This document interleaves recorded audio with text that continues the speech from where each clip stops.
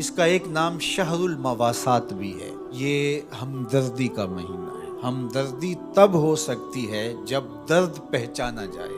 ہمدرد وہی ہوتا ہے جو درد سے گزرا ہو۔ تو جس شخص نے کبھی تکلیف دیکھی نہیں، بھوک دیکھی نہیں، پیاس دیکھی نہیں، تو اس کو پیاس اور بھوک کی کلفت کا اور اس کی اذیت کا، اس کی تلخی کا اور اس سے پیدا ہونے والی بے چینی کا، اضطراب کا کیسے اندازہ ہو سکتا ہے۔ تو ہمارا رب آسودہ حال لوگوں کو بھی اور تمام لوگوں کو بھی اس مشق سے عملاً گزار کے بتاتا ہے کہ بھوک کیا ہوتی ہے، بھوک میں بلکتے بچوں کی حالت کیا ہوتی ہے، پیاس سے تڑپتے ہوئے جاں بلب لوگوں کی صورت کیا ہوتی ہے۔ کل جب فلسطین میں تڑپتے ہوئے جاں بلب بچے بھوک اور پیاس سے العطش اور الجوع پکارتے ہوئے اپنی جان دیں تو تمہیں احساس ہو کہ بھوک کی تلخی کس قدر جان لیوا ہوتی ہے۔ آج روزے کی اس حالت کے اندر، غزہ کے اندر ان تڑپتے ہوئے بچوں کا درد سمجھنے کی کوشش کریں۔ آج غزہ کے تڑپتے ہوئے ان بچوں کی حالت کا تصور کریں، جب ماؤں کی چھاتیوں سے دودھ بھی سوکھ جائے، جب بوند پانی کی اور 2 لقمے کھانے کی بھی میسر نہ ہو، لوگ سسک سسک کے جانے دے رہے ہیں۔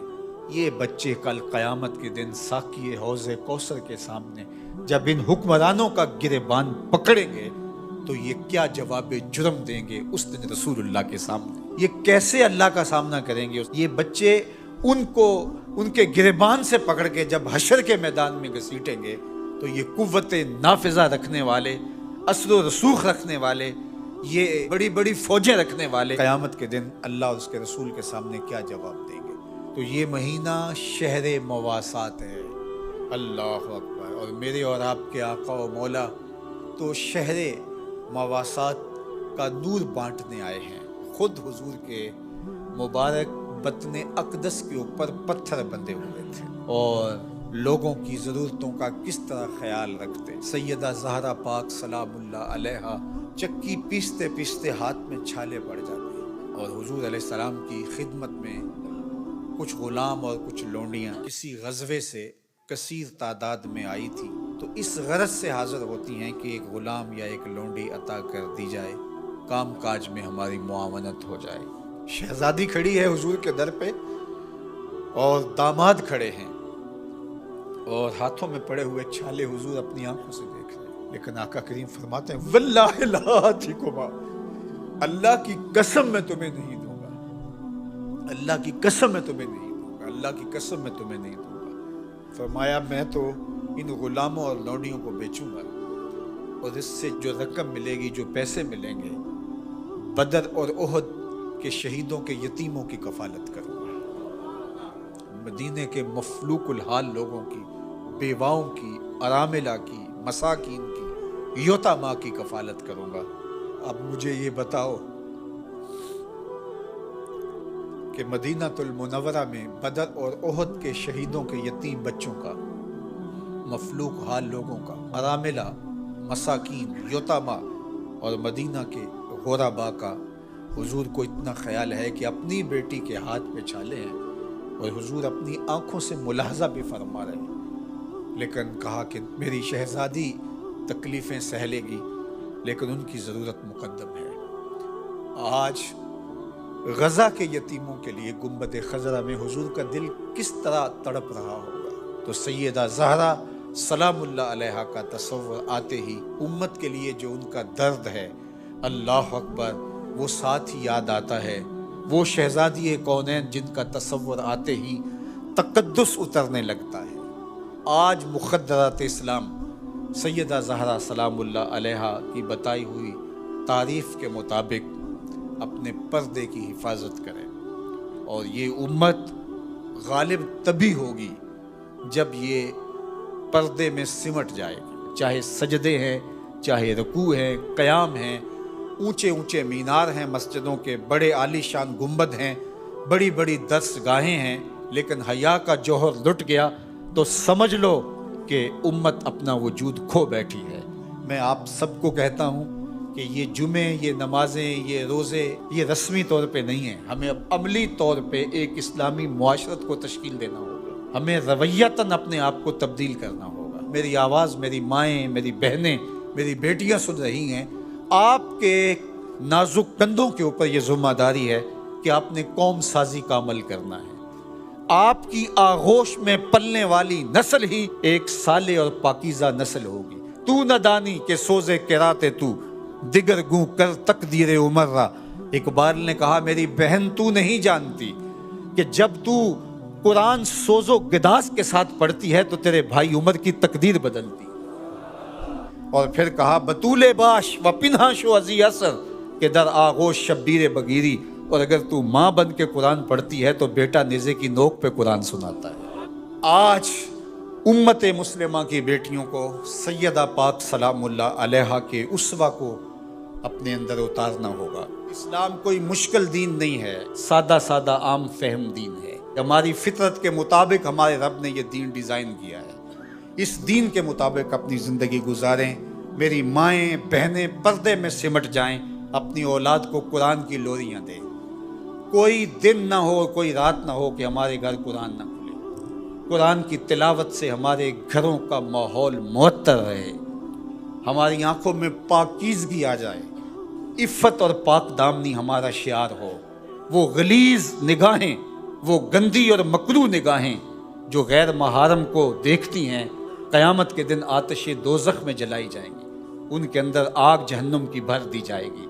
وہ تقدس مآب آنکھیں جو حیا کا جوہر رکھتی ہیں، انہیں عبادات کی لذت نصیب ہوتی ہے۔ تو اس لیے ہمیں شرم و حیا کا جوہر پیدا کرنا ہے۔ خاتون سمٹ جائے پردے میں، مت مغرب کی نقالی کرے، اور یہ جو نئے نئے فتنے نمودار ہو رہے ہیں اور نئے نئے رنگ اور آہنگ پیدا ہو رہے ہیں، نئی نئی دلیلیں تراشی جا رہی ہیں، اور طرح طرح کے مفکرین آ کر کے پردے کو بوجھ قرار دے رہے ہیں، ان کی بات چھوڑیں اور قرآن کی طرف آئیں۔ قرآن کہتا ہے یدنینا فی جلابیبہن، کہ وہ اپنی اوڑھنیاں اوڑھ کے رکھیں۔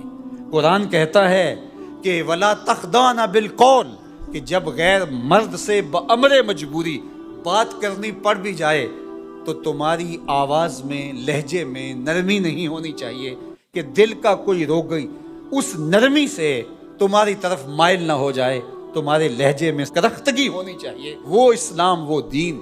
جب ماہ سیام آتا تو حضور اس طرح اس کے لیے تیاری کرتے، شد المیزر کے لفظ ہیں، کمر بستہ ہو جاتے، خود بھی جاگتے، اپنے اہل خانہ کو بھی بیدار کرتے۔ یہ مہینہ اتنا بابرکت ہے، فرمایا گیا کہ اگر لوگوں کو پتہ چل جائے کہ ماہ سیام ہے کیا تو وہ آرزو کرے کہ پورا سال ہی ماہ سیام ہو۔ ایک نفل کا ثواب ایک فرض کے برابر کر دیا جاتا ہے، اور ایک فرض کا ثواب 70 فرائض کے برابر کر دیا جاتا ہے۔ یہ ہے وہ مبارک مہینہ۔ فرمایا من صام رمضان ایمانا و احتسابا غفر له ما تقدم من ذنبہ، جس نے رمضان المبارک کے روزے محاسبہ نفس اور ایمان کے ساتھ رکھے، اللہ اس کے پچھلے سارے گناہ معاف کر دیتا ہے۔ خوش نصیب ہیں وہ لوگ جو اس مہینے کو ذکر و فکر میں گزارتے ہیں۔ صلاۃ التراویح کی شکل میں قرآن مجید کی سماعت کا اہتمام ہوتا ہے جگہ جگہ۔ پہلے دن سے لے کر آخر دن تک ضرور شریک ہوں اور پورے انہماک کے ساتھ قرآن مجید کی تلاوت کو سنیں۔ کچھ جگہ تو ایسا قرآن پڑھا جاتا ہے والقرآن یلعنہ، فرمایا کچھ لوگ قرآن پڑھتے ہیں، قرآن ان پہ لعنت کرتا ہے، تلفظ تک واضح نہیں ہوتا، 15 منٹ زیادہ لگتے ہیں یا 20 منٹ زیادہ لگتے ہیں۔ ایسی جگہ پہ جائیں جہاں قرآن مجید صحت لفظی کے ساتھ پڑھا جا رہا ہو، ترتیل کے ساتھ پڑھا جا رہا ہو، اچھے انداز کے ساتھ پڑھا جا رہا ہو، اس کے معنی و مطالب پہ غور کریں، اور پوری یکسوئی کے ساتھ تکبیر اولیٰ سے لے کر کے آخری وقت تک 8 تراویح میں بھاگ نہ جائیں، باقی بھی قرآن مجید ہی پڑھا جا رہا ہے۔ یہ اللہ نے موقع دیا ہے، یہ اللہ نے لمحے عطا کیے۔ اور فرمایا من قام رمضان ایمانا و احتسابا غفر له ما تقدم من ذنبہ، جس نے رمضان المبارک کی راتوں کو قیام کیا ایمان اور محاسبہ نفس کے ساتھ، اللہ اس کے بھی پچھلے سارے گناہ معاف فرما دیتا ہے۔ یہ اس کی رحمتوں کی لوٹ سے لگتی ہے۔ الحمدللہ ادارۃ المصطفیٰ کے اندر ہر سال کی طرح سال بھی ماہ سیام کی مبارک نورانی راتیں قرآن کے نور سے منور رہیں گی اور جگمگاتی رہیں گی۔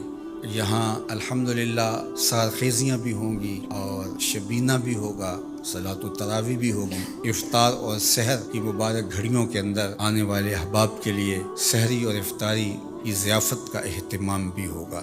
تو یہاں بڑے ہی سلیقے کے ساتھ حرم کے لہجوں میں قرآن مجید کی تلاوت صلاۃ التراویح میں ہوتی ہے۔ تو آپ تشریف لائیں اور یہاں ویسے ذکر فکر کرنے کے لیے رات گزاریں۔ شبینہ کا اہتمام آخری عشرے میں ہوگا تو وہاں آئیں۔ اعتکاف کی شکل ہوتی ہے تو پورے پاکستان سے ہزاروں لوگ آتے ہیں، آپ بھی شامل ہو سکتے ہیں۔ اللہ تعالیٰ جل شانہ اس مرکز کو رمضان المبارک کی رونقوں سے مزید مالا مال فرمائے۔